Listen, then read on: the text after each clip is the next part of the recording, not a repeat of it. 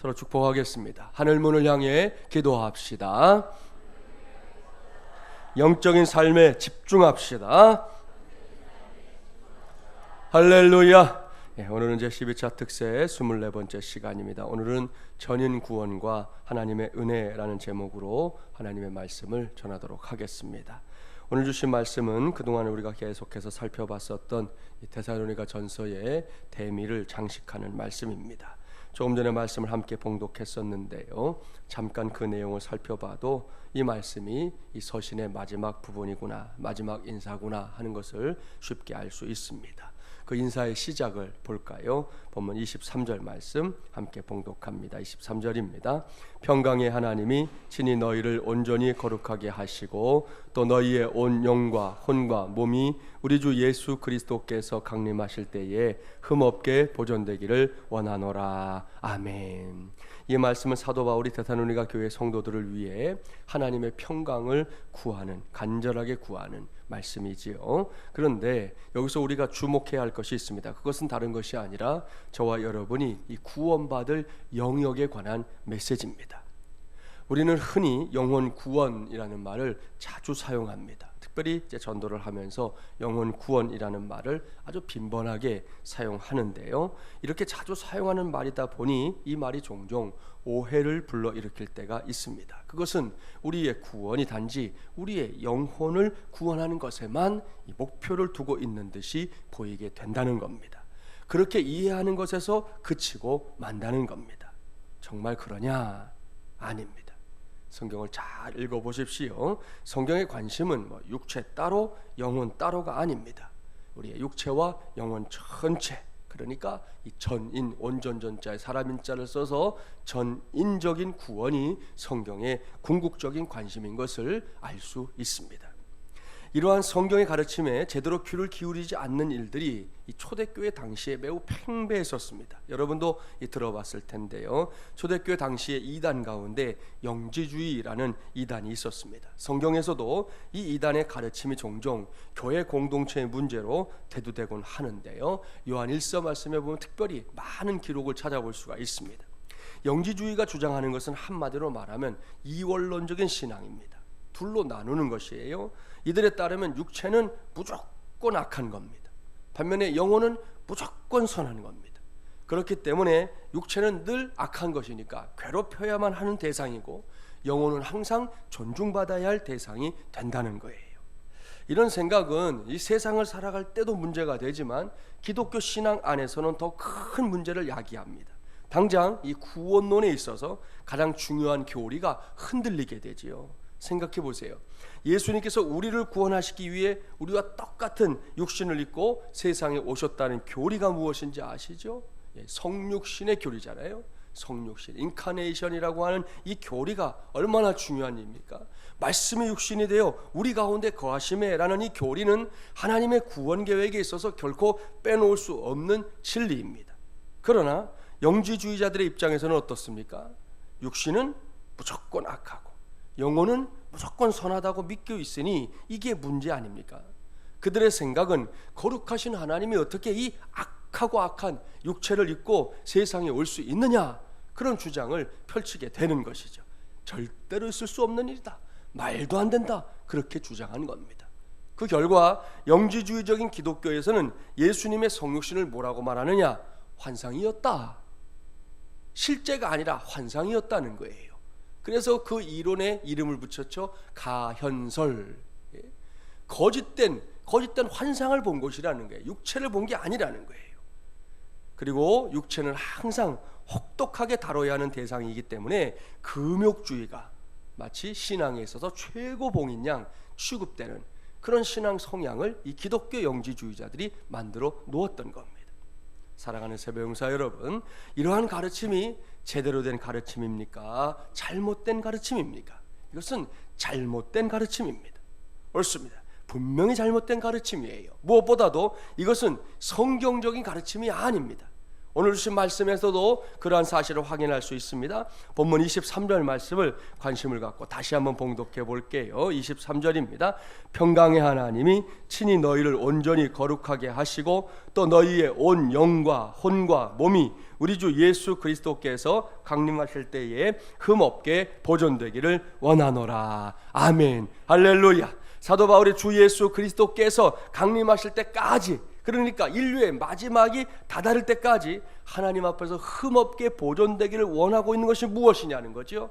단지 데살로니가 교회 성도들의 영혼뿐입니까? 아닙니다. 영혼은 물론이고 그 육체까지입니다. 그러니까 전인이지요. 그렇습니다. 거기까지가 저와 여러분이 구원받아야 할 영역이라는 말씀이에요. 그런 점에서 보면 우리가 새벽마다 환우들을 위해 기도하는 것은 매우 잘하는 겁니다. 그것은 매우 성경적인 겁니다. 하나님 앞에서 기도하며 살 수밖에 없는 우리 모두가 꼭 구해야 할 기도 제목 가운데 하나라는 말씀입니다.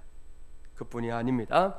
구원의 문제가 영혼만이 아니라 이 육체까지 포함하는 것이기 때문에 구원받은 우리가 살면서 꼭 신경 써야 할 것 중에 하나는 바로 시간의 문제입니다. 흔히 시간은 금이다 라는 말을 하곤 하는데요, 그 금 같은 시간에 있어서 제일 중요한 것이 뭐냐? 바로 이 타이밍을 잘 맞추는 것이죠. 타이밍이 뭡니까? 주변 상황을 보아 좋은 시기를 결정하는 것을 타이밍 그래요. 가장 적당한 우리말로 바꾸면 뭐 적기 혹은 시기 이런 표현을 쓸 수 있는데요, 이러한 타이밍을 잘 맞추는 것과 그렇지 못한 것에는 분명한 차이가 있습니다. 이발소 주인 한 분이 예수님을 믿게 됐어요. 그리고 구원받았습니다. 그런 다음에 그는 자신이 구원받은 것이 너무 기뻐서 그 주님의 사랑을 전하고 싶었답니다. 그런 예수님께서 십자가에서 돌아가신 것과 그 피로 우리가 죄사함 곧 구원을 받았다는 이 진리, 이 복음을 꼭 전하고 싶었습니다. 그렇게 마음을 먹은 날 면도를 받기 위해 이제 이발소 의자에 누운 손님에게 날에선 면도칼을 딱 들이대면서 정중하고 엄숙하게 물었대요. 손님, 혹시 피 흘림에 대해 들어보신 적 있습니까? 그렇게 물었다는 거예요. 참, 여러분, 이게 제대로 된 겁니까? 아니지요. 이 손님이 얼마나 시겁했겠습니까? 순간적으로 간담이 전을 해줬을 겁니다. 괴기 영화 찍는 것도 아니고 말이에요. 모르긴 몰라도 면도하지 않겠다고 하면서 벌떡 일어나 버렸을 거예요. 이것은 이제 하나의 예인데요, 보십시오. 어떤 일을 할 때 역시 중요한 것은 이 타이밍이에요. 전도 얼마나 귀한 것입니까? 예수님을 믿는다고 해서 누구나 전도하겠다는 열망을 갖는 것도 아니잖아요. 그런 마음을 갖고 그런 행동을 한다는 거 귀한 것이죠. 그래도 이렇게 하면 이것은 제대로 된 전도가 될 수 없는 것이죠. 마찬가지입니다. 저도 그렇고 여러분도 그렇고 적당한 시간을, 그 타이밍을 놓치고 나서 후회하거나 일이 지난 후에 발을 구르며 안타까워했던 기억들이 아마 있을 거예요. 가장 우리가 많이 경험해본 비근한 예를 들면 이런 거죠. 버스나 지하철에서 짐을 들고 버스에 오른 어르신에게 자리를 양보해야지 하면서도 기회를 놓쳐 후회했던 적 아마 있을걸요. 한 번씩은. 내 안에 있는 신앙, 이성, 양심은 계속해서 너 빨리 일어나, 양보해야지, 저렇게 힘드시는데 빨리 해, 이런 마음이 들잖아요.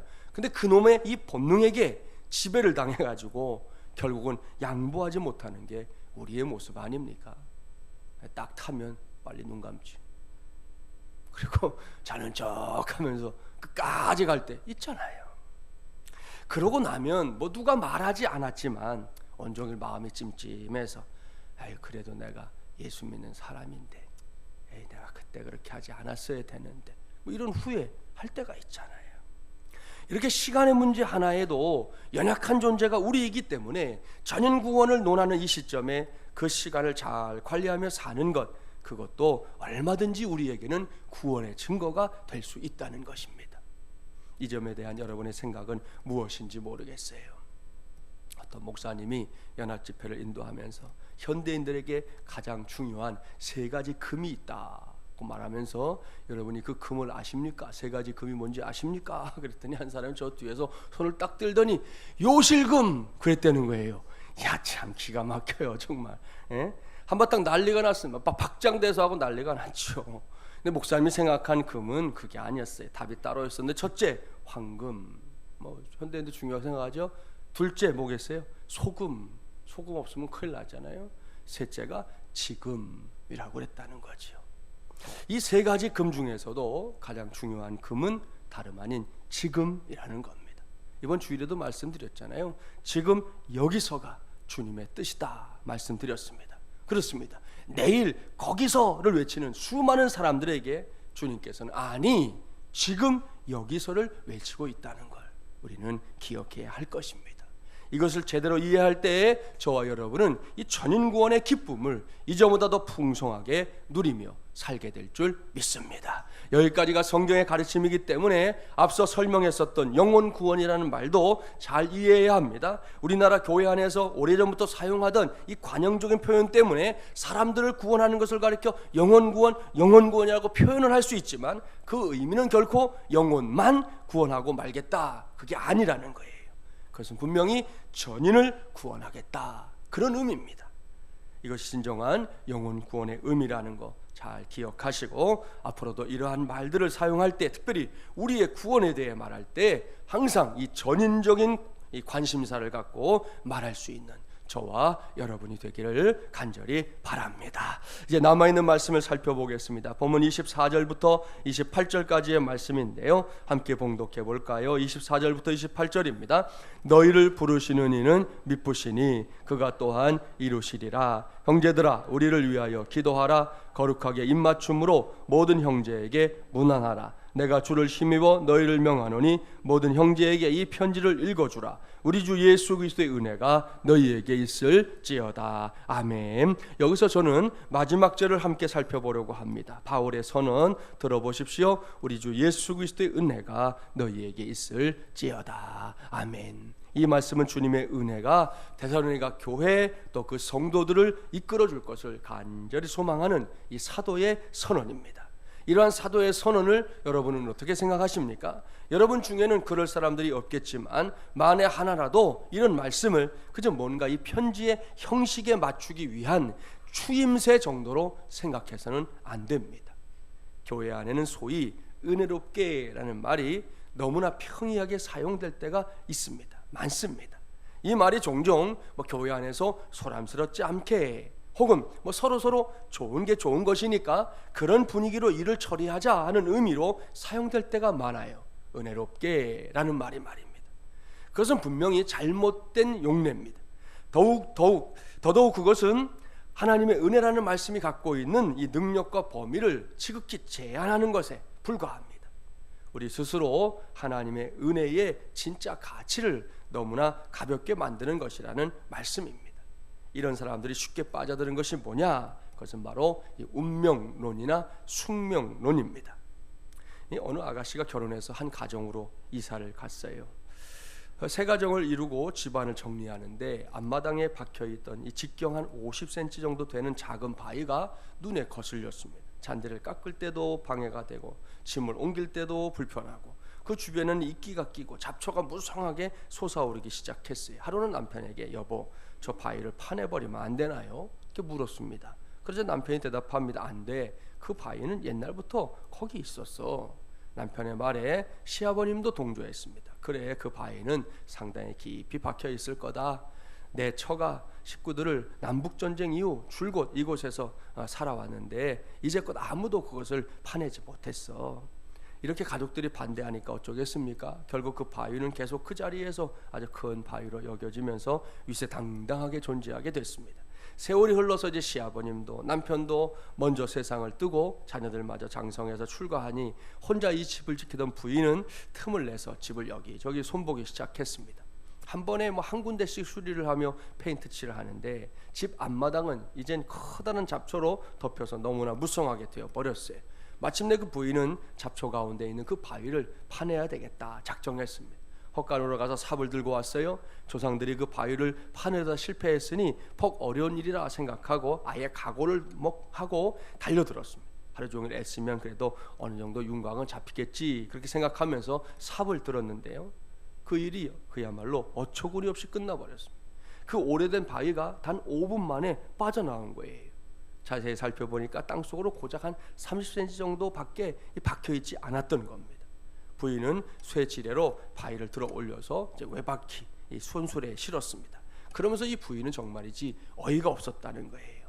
그 바위는 아주 오래전부터 그곳에 있었다는 그 이유로 온 가족들이 달려들어 파내려고 애쓰는 일조차 포기한 채 그렇게 오랜 세월 동안 지내왔던 것이었습니다.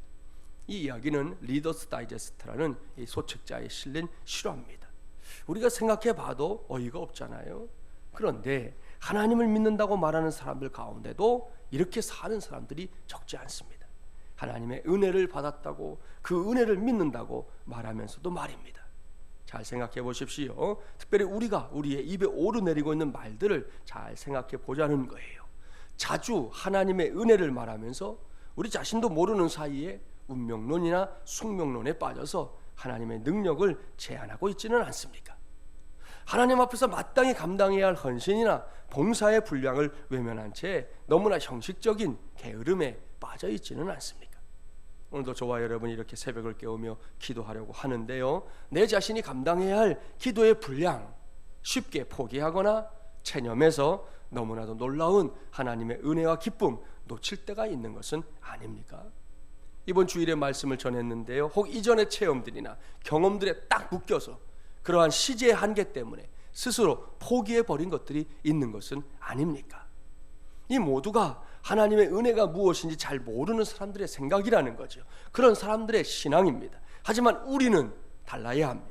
적어도 이렇게 새벽을 깨우며 하나님 앞에서 기도하며 힘쓰는 저와 여러분은 분명하게 달라야 합니다. 사도 바울의 당부대로 저와 여러분 안에, 그리고 교회 안에 하나님의 은혜가 자리를 잡고 있다면 우리는 마땅히 믿음으로 새 일을 시작해야 할 겁니다.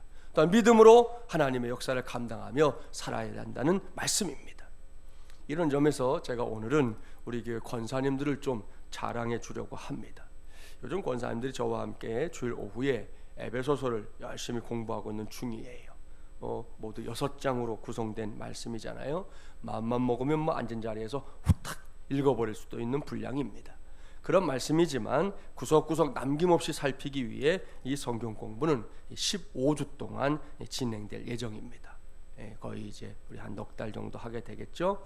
아무튼 에베소서의 주제는 다름 아닌 교회란 무엇인가입니다. 교회론에 대한 책이죠. 그런 주제이기 때문에 제가 권사님들이 권사답게 사역을 하는데 도움이 되겠다 생각하고 일부러 이제 에베소서를 골라서 공부를 하고 있는 건데요, 지난 토요일에 그러길 잘했구나 하는 결론을 얻게 됐습니다. 토요일 오후에 제가 집사님 한 분을 신방하러 갔습니다. 그 집사님은 지금 특세는 물론이고 성경 공부를 하고 싶어서 아주 안달이 났습니다. 그런데 지금 이 교회에 올 형편이 못 돼서 발만 동동 구르고 있습니다. 그런데 제가 신방을 갔더니 이렇게 말을 하는 거예요. 목사님, 지난 주일에 권사님들이 신방을 오셨습니다. 한두 분이 아니라 10여 분이 한꺼번에 오셨는데요, 제가 깜짝 놀랐습니다. 오셔서 저를 위로해 주시고 기도해 주시는데요, 목사님, 저는 그날 우리 한 사람 한 사람이 교회라고 하셨던 목사님의 말씀이 무엇인지 체험할 수 있었습니다. 권사님들이 한꺼번에 저를 찾아오셨고 저를 둘러싸셨는데 그 자리가요, 순간 교회 같았습니다. 제가 요즘 교회에 가고 있지 못하지만 교회 안에 와 있는 것 같은 착각이 들었습니다. 너무 기뻤고요, 너무 행복했습니다. 그리고 저도 그 안에서 하나의 교회로구나 하는 그런 생각을 하게 됐어요.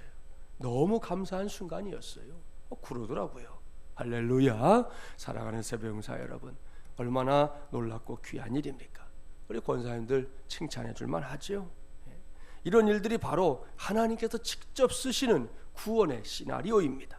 이 시나리오의 제일 밑바탕에 뭐가 있는지 아십니까? 거기에는 하나님의 은혜라는 위대한 터전이 자리를 잡고 있는 줄 믿습니다. 그러한 사실에 기초해서 저는 2017년도 올해도 기대합니다.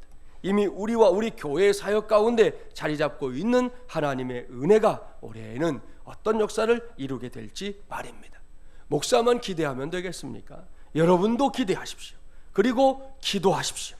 그래서 이번에도 또한 앞으로 쭉 저와 여러분 우리 교회가 다른 그 무엇이 아니라 하나님의 은혜의 증거자로 우리가 살고 있는 이 시대의 역사 속에서 크고 아름답게 쓰임 받게 되기를 주님의 이름으로 간절히 축원합니다.